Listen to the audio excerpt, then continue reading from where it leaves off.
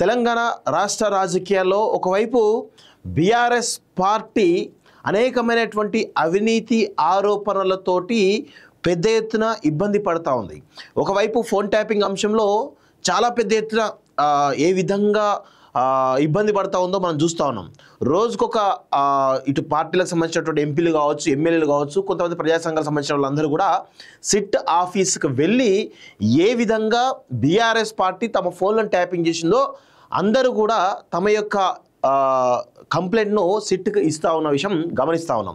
ఇంకొక కాళేశ్వరం స్కామ్ కావచ్చు, even race scam కావచ్చు, ఇవన్నీ చాలా పెద్ద ఎత్తున జరుగుతూ ఉన్నాయి. ఇంకొక వైపు కాంగ్రెస్ పార్టీ అంతర్గత కుమ్ములాటలతోటి చాలా పెద్ద ఎత్తున ఇబ్బంది పడుతూ ఉంది. దానిలో ముఖ్యంగా వరంగల్ సంబంధించినటువంటి అంశం చాలా పెద్ద ఎత్తున ఈరోజు ట్రెండ్ అవుతూ ఉంది. ఒకవైపు బీసీ సామాజిక వర్గానికి సంబంధించినటువంటి మహిళా మంత్రి అయినటువంటి కొండా సురేఖ, అదేవిధంగా తన భర్త అయినటువంటి కొండా మురళి పైన ఆ వరంగల్ ఉమ్మడి జిల్లాలో ఉన్నటువంటి అగ్రవర్ణాలకు సంబంధించినటువంటి ఎమ్మెల్యేలు ఆమె మంత్రి పదవి తీసేసే విధంగా పెద్ద ఎత్తున కుట్రలు చేస్తున్నటువంటి విషయం గమనిస్తూ ఉన్నాం. అది కాంగ్రెస్ పార్టీ సంబంధించిన అంతర్గత వ్యవహారమైనప్పటికీ కూడా అది బహిరంగంగానే జరుగుతూ ఉన్నది.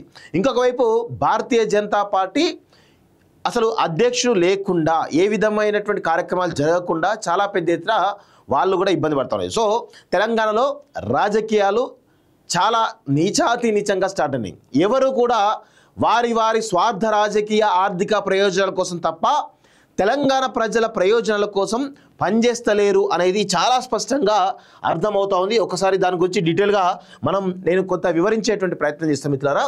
ముందుగా మన తెలంగాణ రాష్ట్రంలో ముఖ్యంగా బీఆర్ఎస్ పార్టీ, కాంగ్రెస్ పార్టీ, అదేవిధంగా ఇటు భారతీయ జనతా పార్టీ, ఈ మూడు పార్టీలు ప్రధానంగా ఉన్నాయి. ఇక మిగతా కమ్యూనిస్టులు అవి అంటే పెద్దగా కన్సర్న్ అలాంటివి పెద్దగా పరిగణలోకి తీసుకోవాల్సిన అవసరం అయితే లేదు.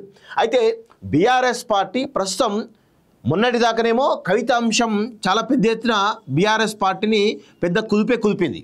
సో ఇది అందరికీ కూడా తెలిసిన విషయమే. సో కవిత చాలా పగడ్బందీగా చాలా సీరియస్ కామెంట్స్ కేసీఆర్ పైన, కేటీఆర్ పైన, హరీష్ రావు పైన, సంతోష్ రావు పైన పరోక్షంగా కామెంట్ చేసి బీఆర్ఎస్ పార్టీ ముఖ్యంగా కేసీఆర్ను చాలా పెద్ద ఎత్తున ఇబ్బంది పెట్టినటువంటి విషయం గమనిస్తూ ఉన్నాం. ఈ క్రమంలో కవిత అంశం అనేది చాలా పెద్ద ఎత్తున అయింది. ఇప్పుడు కొంత సైలెంట్ అయిన విషయం చూస్తూ ఉన్నాం. అయితే ఈ క్రమంలో బీఆర్ఎస్ పార్టీ ఇటు ఫోన్ ట్యాపింగ్ అంశంలో చాలా పెద్ద ఎత్తున చాలా సంచలన విషయాలు బయటకు వస్తున్నాయి.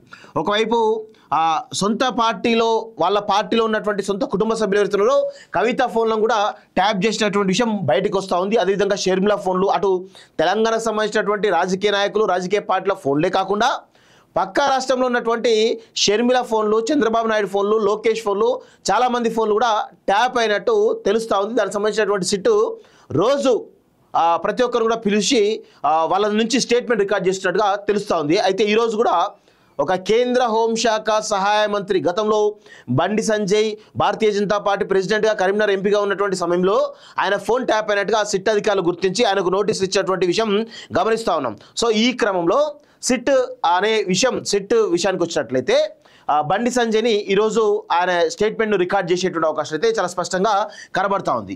అయితే ఇక్కడ ఇంకొక విషయం కూడా గమనించాల్సిన అవసరం అయితే ఉంది మిత్రులారా. ఇంకా ఈ ఫోన్ ట్యాపింగ్ అంశం రోజుకొకసారి తెర మీదకి వస్తా ఉన్న విషయం గమనించాల్సిన అవసరం అయితే ఉంది. సో అదేవిధంగా ఇటు ఫోన్ ట్యాపింగ్ అంశం కాకుండా కాళేశ్వరం స్కామ్ అనేది ఒకటి చూస్తూ ఉన్నాం. సో దానికి సంబంధించినటువంటి స్కామ్లో కూడా పెద్ద ఎత్తున ఆరోపణలు వచ్చి ఇటు ఇబ్బందికరమైన పరిస్థితిలో ఉన్నారు. ఈ రీసెంట్గా మనం చూసాం, కేసీఆర్ స్టేట్మెంట్ రికార్డ్ చేశారు, కేసీఆర్ను కూడా విచారించారు, హరీష్ రావును విచారించారు, గతంలో ఆర్థిక మంత్రిగా ఉన్నటువంటి ఈటెల రాజేంద్ర విచారించారు. సో ఇవన్నీ కూడా ఇటు ఈ ఆరోపణలతోటి బీఆర్ఎస్ పార్టీ ఇబ్బంది పడుతూ ఉంది. అదేవిధంగా F1 ఈవన్ రేస్ స్కామ్ అని చెప్పేసి ఉన్నది. సో దాని మీద కేటీఆర్ ఏ విధంగా ఇబ్బంది పడుతున్నారో గమనిస్తూ ఉన్నాం. ఇట్లా చాలా విషయాలు కూడా ఉన్నాయి. సో దానికి సంబంధించినటువంటి అనేక రకాలైనటువంటి ఆరోపణలతోటి బీఆర్ఎస్ పార్టీ ఇబ్బందికరమైన పరిస్థితిలో పడి వీళ్ళు ఇష్యూని డైవర్ట్ చేయడానికి బనకచెర్ల అంశాన్ని తెర మీద తీసుకొచ్చేసారు. ఇది ఇప్పుడు ఎలక్షన్స్ ఉన్నాయి కాబట్టి అంతా ఏంటంటే స్థానిక సంస్థల ఎన్నికలు ఉన్నాయి కాబట్టి ఇటు బీఆర్ఎస్ పార్టీ ఒక విధంగా డ్యామేజ్ అవుతోంది, ఇటు కాంగ్రెస్ పార్టీ అక్కడ వరంగల్ సంబంధించినటువంటి దాంట్లో ఇటు కడియం వర్సెస్ ఎవరు కొండా మురళి. సో ఇట్లా కడియం ఆధ్వర్యంలో ఉన్నటువంటి ఒక అగ్రవర్ణ నేతలంతా కలిసి ఈవెన్ ఈ కడియం అనే దళిత దొర అయినప్పటికీ కూడా ఈయన వెనకాల ఎవరున్నారు? వేం నరేందర్ రెడ్డి ఉన్నాడు, అదేవిధంగా నాయని రాజేందర్ రెడ్డి ఉన్నాడు, అదేవిధంగా రేవూరి ప్రకాష్ రెడ్డి ఉన్నాడు. ఇలా అగ్రవర్ణ సంబంధించినటువంటి నేతలంతా కలిసి ఈరోజు కడియం శ్రీహరిని కొండా సురేఖను ఇబ్బంది పెట్టేటువంటి ప్రయత్నం చేస్తూ ఉన్నారు. ఇది చాలా పెద్ద సీరియస్గా జరుగుతూ ఉంది. ఒకరిపైన ఒకరు విపరీతమైనటువంటి ఆరోపణలు, సొంత పార్టీలోనే ఒకరిపైన ఒకరు ఆరోపణలు చేసుకుంటూ చాలా ఇబ్బందికర పరిస్థితులు ఉన్నారు. అంటే కాంగ్రెస్ పార్టీలో ఉన్నటువంటి భావ ప్రకటన స్వేచ్ఛ ఏదైతే ఉందో మితిమీరిపోతూ ఉంది. వాస్తవంగా గాంధీ భవన్లోనే అందులో ఆ నాయకులందరూ కూడా కొట్లాడుకుంటూ ఉంటారు. అది బహిరంగంగానే తెలిసిన విషయం అది. సో అందుకే కాంగ్రెస్ పార్టీ రోజు రోజుకి దిగజారుతూ ఉంది. ఇప్పుడు పాపం అధిష్టానమేమో ఇటు రైతు బంధుతోటి రైతు భరోసా ఇస్తూ, లేకపోతే సన్న బియ్యం ఇస్తూ, సన్న వడ్లకు బోనస్ ఇస్తూ, ఇట్లా ఏదో విధంగా ప్రజలలో కొంతమేర పాజిటివిటీ తెచ్చుకునేటువంటి ఒక ప్రయత్నం చేస్తున్నటువంటి ఈ క్రమంలో ఈ యొక్క అంశం అనేది కాంగ్రెస్ పార్టీకి మింగుడు పడడం లేదు. మరి కాంగ్రెస్ అధిష్టానం క్రమశిక్షణ చర్యలు ఎవరి మీద తీసుకోవాలి? ఖచ్చితంగా ఈ అగ్రవర్ణ అంటే వాస్తవంగా కొండ మీద తీసుకుంటారు. ఎందుకంటే కొండ మీద తీసుకుంటారు. ఎందుకంటే ఇక్కడ చాలా అంశాలు కూడా చూసుకోవాల్సిన అవసరం అయితే ఉంది. ఎందుకంటే కొన్ని రకాల అంశాలు ఈరోజు బీసీ నేతను టార్గెట్ చేసే విధంగా, వీళ్ళు రెచ్చగొట్టే విధంగా వీళ్ళందరూ కూడా పెద్ద ఎత్తున కుట్రలు వేస్తున్నారు. ఇక్కడ ఏంది? వేం నరేందర్ యొక్క ప్రయత్నం ఏంది? నాయన రాజేందర్ యొక్క ప్రయత్నం ఏంది? రేవూరి ప్రకాష్ యొక్క ప్రయత్నం ఏంది? అంటే కొండా సురేఖను కనుక మంత్రి పదవి నుంచి తీసేస్తే, కొండా సురేఖ నుంచి మంత్రి పదవి తీసేస్తే ఖచ్చితంగా ఇక్కడ ఏమైతా ఉంది? వీళ్ళల్లో ఎవరికొకరికి వస్తుంది. కడియం శ్రీహరి కన్నా మంత్రి పదవి వస్తుంది, వేం నరేందర్ కన్నా మంత్రి పదవి వస్తుంది, లేకపోతే నాయన రాజేందర్ మంత్రి పదవి వస్తుంది, రేవూరి ప్రకాష్ రెడ్డి మంత్రి పదవి వస్తుంది. ఎందుకంటే అందరు సీనియర్ నాయకులే కదా.